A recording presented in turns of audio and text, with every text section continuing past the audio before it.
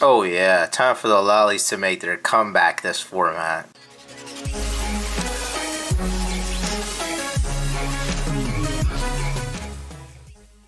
What is up YouTube and welcome back to the channel post September 25th ban list. And you know what that means, a new ban list, new deck list for older decks.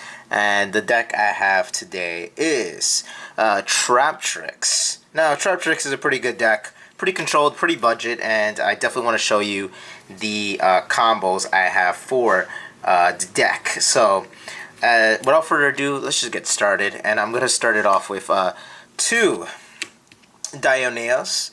Dionea is kind of one of the starters of the deck. Let me just zoom in a little bit more for you guys.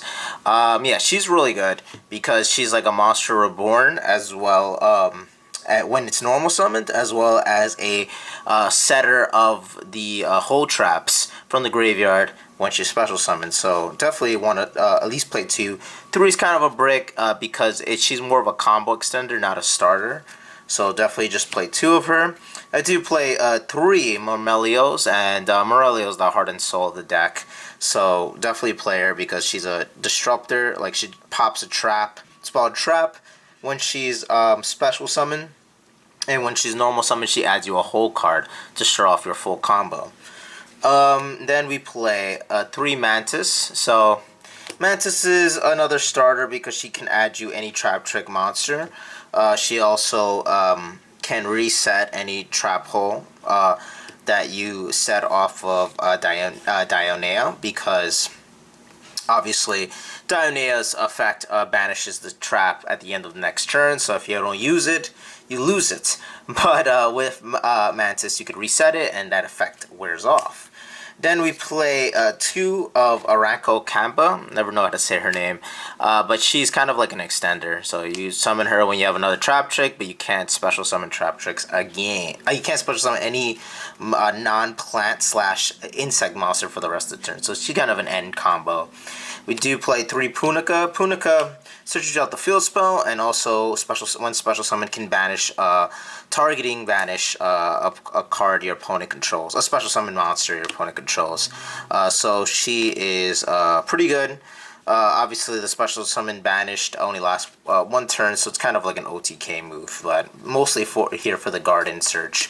Now on to the hand traps. And of course, you gotta want to play D-Shifter, because D-Shifter is insane in this format. Too much grave reliant decks like Unchain, and you got the Tearlaments, as well as most decks rely on their graveyard like Vanadium and other etc. Dragon Links, other decks. So this deck doesn't really care if you banish the traps, especially if you have a heavy whole lineup. Trap hole lineup in your deck. So if you D-Shifter, sometimes you can just win off of that alone. So definitely worth playing. Definitely play three Ash Blossom. Ash Blossom's standard, really good against most decks, and really good against Branded. So definitely want to play Ash because it's the most versatile hand trap. Then we play for the spells. We play three Pot of Prosperity, standard, one Garden. Obviously, Gardens for the extender. It's a normal summon. It protects you from being destroyed by battle once per turn for each of your monsters, so it's pretty good. It also has that weird effect of banishing one of your monsters to special summon a Traptrix monster from your hand or graveyard. So especially in games where you're playing against back row heavy decks, you could kind of just banish a card and summon Mermilio back from the graveyard to pop more traps. So it's pretty good in that sense. Then we play for the traps. We do play three Imperms because it's another hand trap, plus it's really good again with this deck and Holtea's effect, so pretty good. Three Eveling, again, deck struggles going second, normal trap, you can use it a worst case scenario with Hotea. One Nightmare Hole, Trap Hole. I think it's pretty good. This is one of the better Trap Hole cards, just because it can negate an effect of monster your opponent special summons and destroy that card. So it's kind of like a searchable Solemn Strike, basically. Then we play two Grave Diggers. I love Grave Digger, that's why I put it up to 2. On the main, because now with Unchained activating cards from hand, Vanadium activating cards from hand, Dragon Links activate cards from hand, because of the Vestials, etc., etc.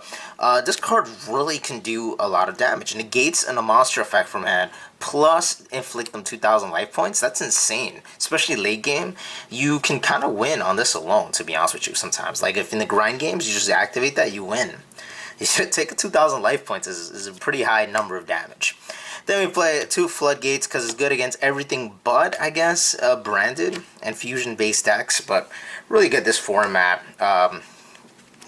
Then we play 3 Hoteas, and Hotea obviously is the heart and soul of the deck, so definitely want to play it because it just gives you another extender. And speaking of extender, if you haven't noticed already, we weren't playing Parallax C in this version because we are playing Shade Brigadine. And Shade Brigadine is basically our additional extender, really good because not only is it a normal trap, so you can use it of Hotea, just in case if you have a trap card in your graveyard. But since we're playing D-Shifter, like, if we D-Shifter and we have Shade Brigadine, we basically could get 2 Shade Brigadines by the end of the next turn, because you're going to banish all your cards that's set to the graveyard, so you'll never have a trap in the graveyard.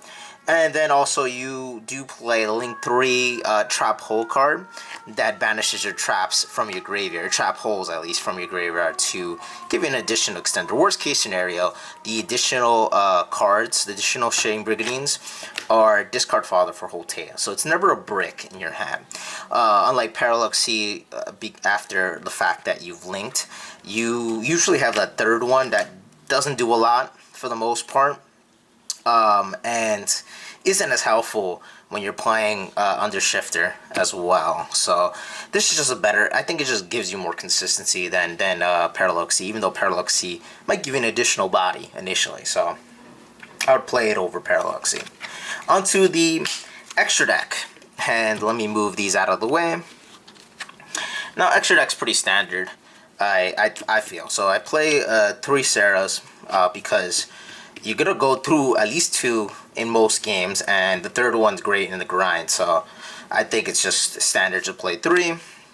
Play 1 Traptrix and Tipus or something like that. I just never know how to pronounce these names. So the Traptrix Link 3, very good against OTK. For OTK, pops a card on your opponent's field. Every Traptrix gains 1,000 attack, so really good for pushing damage.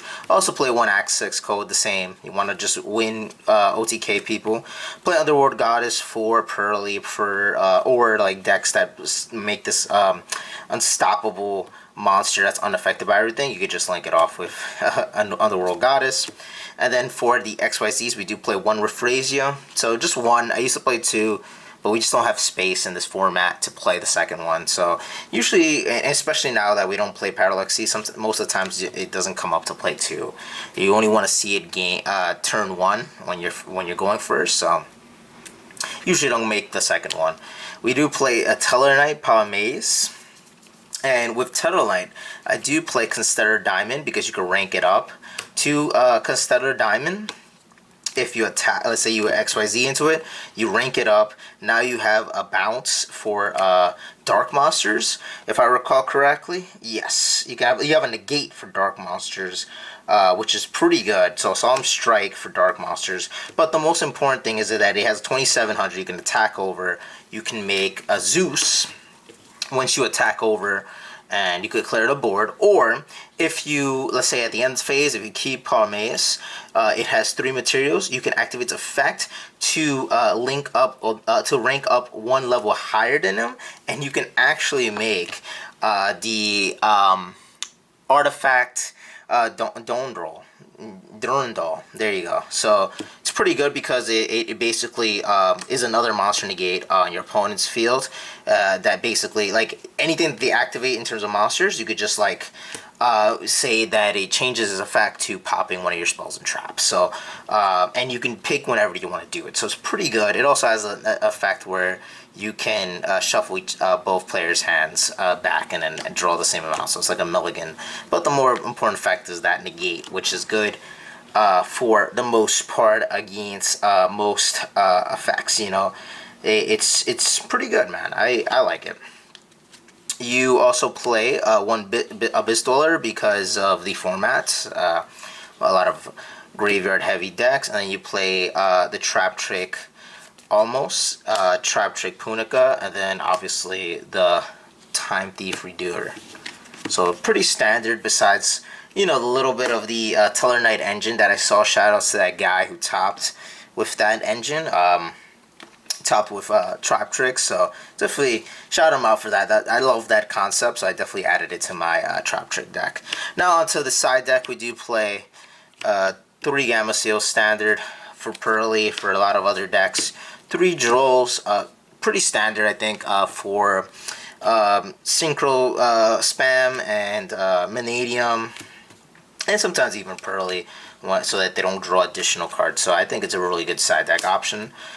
2 Lightning Storms, 1 Feather Duster because of back row, 3 D Barriers because obviously really good in this format, and helps you against a lot of matchups like Pearly, Vanadium, Synchro Span, Dragon Link, almost every deck besides Link-based decks. And then last but not least, 3 Judgment, because Evenly Match is our worst enemy, against us at least. And so definitely want to have something to negate it. And that is it for the deck profile.